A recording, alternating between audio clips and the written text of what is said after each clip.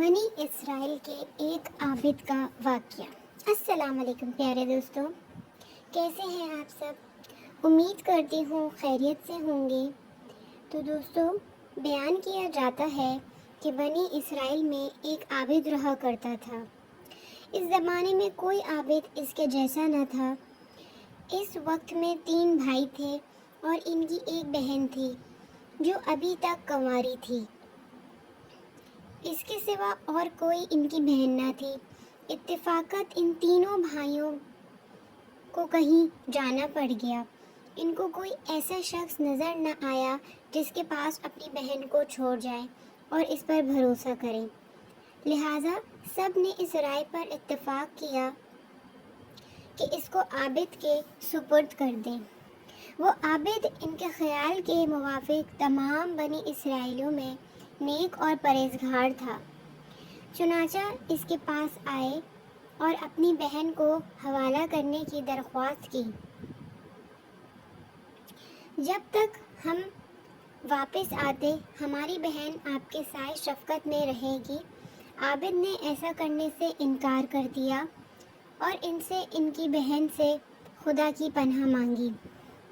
وہ نہ مانے اور اصرار کرتے رہے کہ ان کی بہن کو اپنی نگرانی میں رکھنا منظور کر لے۔ حتیٰ کہ عابد نے ان کی درخواست کو منظور کر لیا اور کہا کہ اپنی بہن کو میرے عبادت خانے کے سامنے کسی گھر میں چھوڑ جاؤ۔ انہوں نے ایک مکان میں اس کو لا اتارا اور چلے گئے۔ وہ لڑکی عابد کے قریب ایک مدت تک رہی۔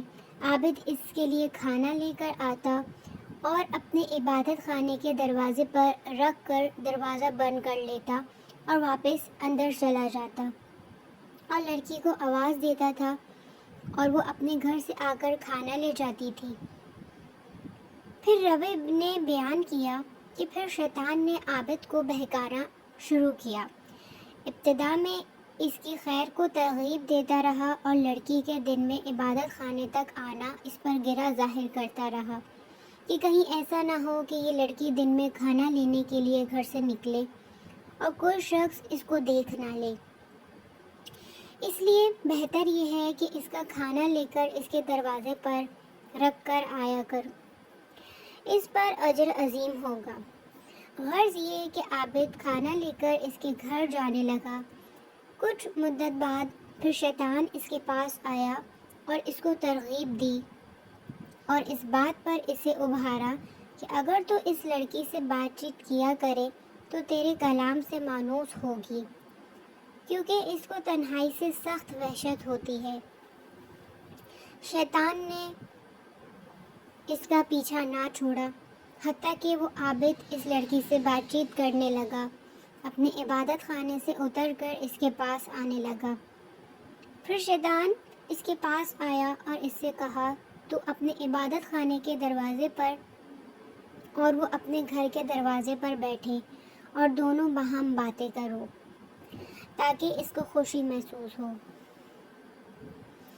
آخرکار شیطان نے اس کو عبادت خانے کے دروازے پر لا بٹھایا۔ لڑکی بھی گھر سے دروازے پر آئی۔ اس طرح ایک زمانے تک یہ حال رہا۔ شیطان نے عابد کو پھر کار خیر کی رغبت دی اور کہا، بہتر یہ ہے کہ خود لڑکی کے گھر کے قریب جا کر بیٹھے اور ہم کلامی کرے، اس میں زیادہ دلداری ہے۔ عابد نے ایسا ہی کیا۔ شیطان نے پھر تحصیل ثواب کی رغبت دی اور کہا کہ اگر لڑکی سے دروازے سے قریب ہو جاؤ تو بہتر ہے تاکہ اس کو دروازے تک آنے کی بھی تکلیف نہ اٹھانی پڑے۔ عابد نے یہی کیا کہ اپنے عبادت خانے سے لڑکی کے دروازے پر آ کے بیٹھتا تھا اور باتیں کرتا تھا۔ ایک عرصے تک یہی کیفیت رہی۔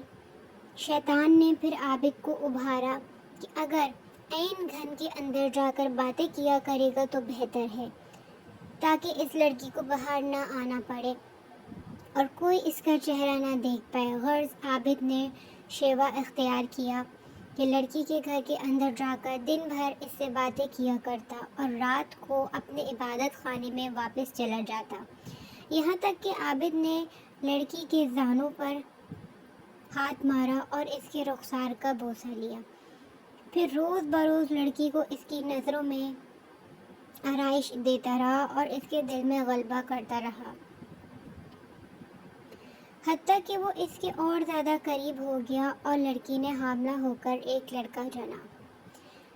پھر شیطان عابد کے پاس آیا اور کہنے لگا، اب بتاؤ کہ اگر اس لڑکی کے بھائی آ گئے اور اس بچے کو دیکھا تو تم کیا کرو گے؟ میں ڈرتا ہوں کہ کہیں تم ذلیل نہ ہو جاؤ یا وہ تمہیں رسوا نہ کر دیں، تو بہتر ہے تم اس بچے کو لو اور زمین میں گاڑ دو۔ یہ لڑکی ضرور اس معاملے کو اپنے بھائیوں سے چھپائے گی، اس خوف سے کہ کہیں وہ جان نہ لیں کہ تم نے اس کے ساتھ کیا حرکت کی ہے۔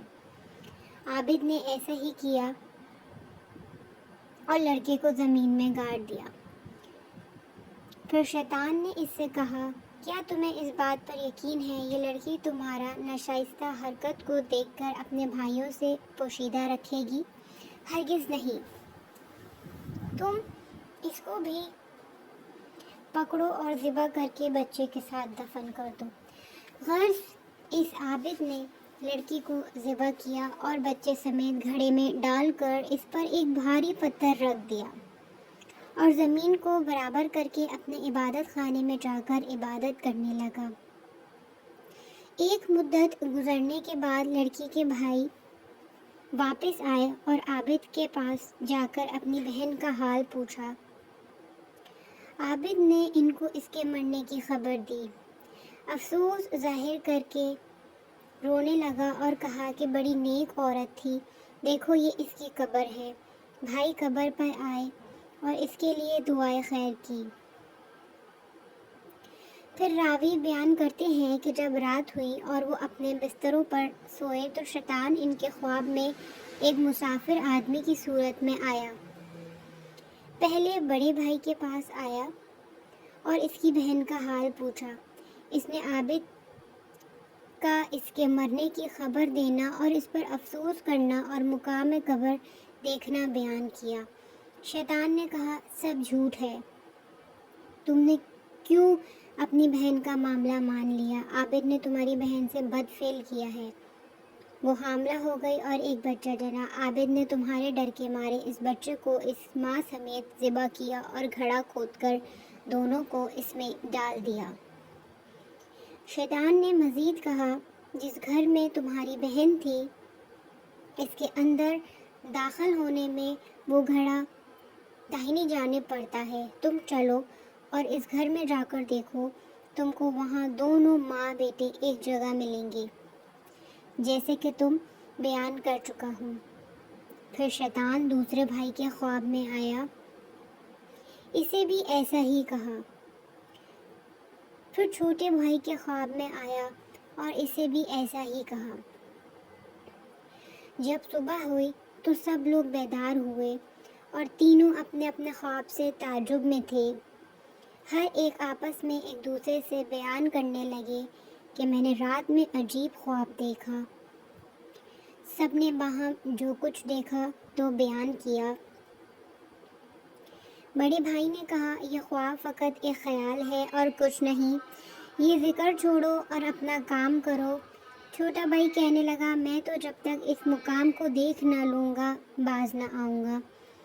تینوں بھائی چلے جس گھر میں اس کی بہن رہتی تھی، دروازہ کھولا اور جو جگہ خواب میں بتائی گئی تھی اسے تلاش کیا، اور جیسا ان سے کہا گیا تھا کہ ان کی بہن اور اس کے بچے کو ایک گھڑے میں ذبح کیا ہوا پایا۔ انہوں نے عابد سے کل کی کیفیت دریافت کی۔ عابد نے اس قول کی، اس فعل کے بارے میں تصدیق کی۔ انہوں نے اپنے بادشاہ سے جا کر عابد کی شکایت کی۔ عابد کو پھر اس کے عبادت خانے سے نکالا گیا اور اس کو مارنے کے لیے لے جایا گیا۔ جب اس کو مارنے کے لیے لے جایا جا رہا تھا تو شیطان اس کے پاس آیا اور کہا، تم نے مجھے پہچانا؟ میں ہی ہوں، تمہارا وہ ساتھی ہوں جس نے تم کو عورت کے فتنے میں ڈال دیا، یہاں تک کہ تم نے اس کو حاملہ کر دیا اور ذبح کر ڈالا۔ اب اگر تم میرا کہنا مانو اور تم مجھ کو سجدہ کرو تو تمہیں میں ان سے نجات دلا دوں گا۔ عابد نے سجدہ کیا، خدا تعالیٰ سے کفر کیا۔ پھر جب عابد شخص نے کفر کیا تو شیطان اس کے ساتھیوں کے قبضے میں چھوڑ کر چلا گیا۔ انہوں نے اس کو کافر قرار تک پہنچا دیا۔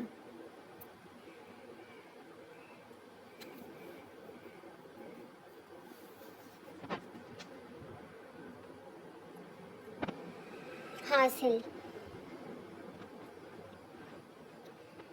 اس واقعے سے ہمیں یہ سبق ملتا ہے کہ اندازہ کیجئے کہ شیطان ہمارا کس قدر سنگین دشمن ہے اور اس کے وار کس قدر سنگین ہیں۔